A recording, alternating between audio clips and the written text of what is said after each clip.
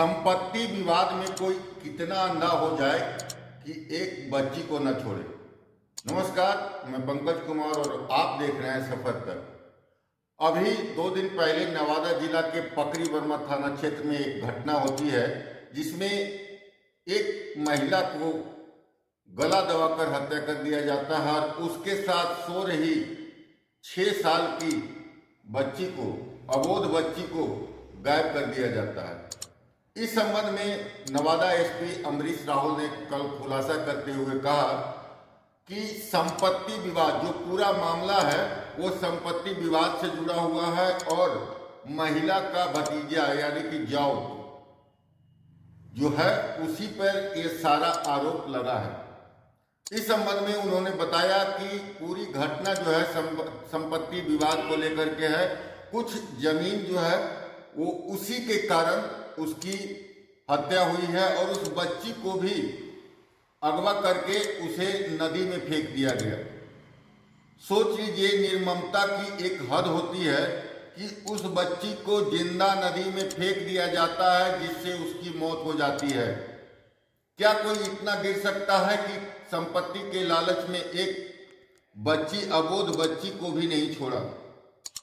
अब आइए आपको हम सुनाते हैं एसपी अमरीश राहुल की जुबान से कि ये पूरा घटनाक्रम कैसे घटित होता है और इसके पीछे का क्या कारण है। बने रहे हमारे साथ। और कल सुबह 4 तारीख को सुबह में 5-6 बजे के आसपास पकड़ी वर्मा थाना प्रभारी को सूचना मिली कि उड़ैता गांव में एक महिला का शव पड़ा हुआ है। तुरंत ये लोग पहुंचे वहां पर। पता चला कि एक महिला की गला दबाकर हत्या कर दी गई है और लोकल लोगों से ये भी पता चला कि एक 6 साल की बच्ची जो है मिसिंग है।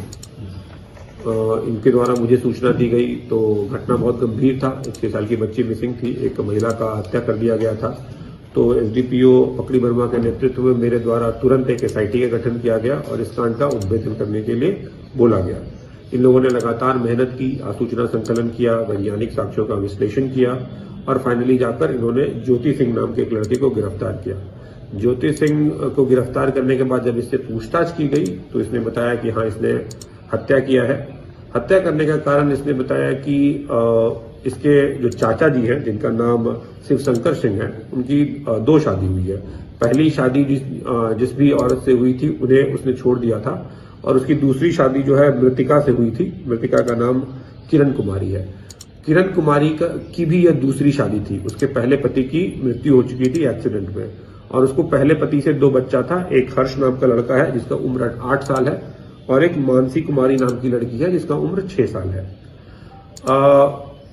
ज्योति सिंह को ऐसा लग रहा था कि अब मुझे अपनी संपत्ति शेयर करनी पड़ेगी, मुझे जमीन का बंटवारा करना पड़ेगा। 2021 में जब कोरोना का पैसा आया था तो उसे भी इसे बांटना पड़ा था और इसका कहना है कि गांव में लोग इसे ताना मारते थे कि तुम्हारे घर में किसी दूसरे का बच्चा आ गया है, क्योंकि वो उसके पहले पति का बच्चा था। इसलिए ज्योति सिंह किरण कुमारी और उसके दोनों बच्चों को पसंद नहीं करता था। 3 तारीख के रात में इसे जानकारी प्राप्त हुई कि ये लोग गांव से जो बारात है वो गई हुई है, तो ये लोग अकेले होंगे।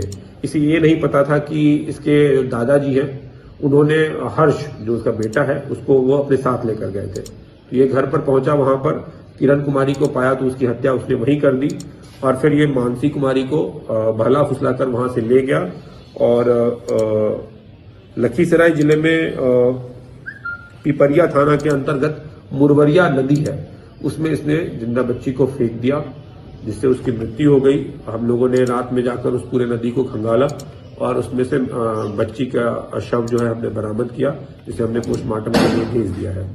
तो हम बच्ची की जान नहीं बचा पाए क्योंकि बच्ची की मृत्यु इसने उसी दिन कर दी थी। जब हमें सूचना मिली उससे पहले ही कर दी थी।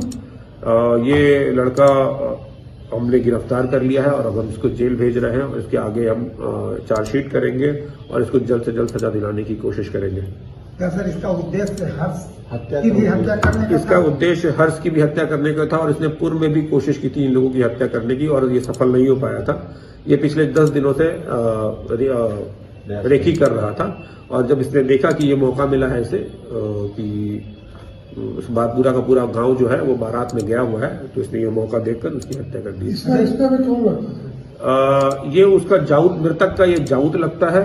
मृतिका इसकी चाची थी, अपने चाचा की दूसरी पत्नी थी। अच्छा, कोरोना से किनकी मौत हुई थी जो इनको पैसा बांट करके देना पड़ा? अभी ये तो हम नहीं बता पाएंगे, लेकिन कोरोना में इसे कुछ पैसा मिला था जो इसे बांटना पड़ा।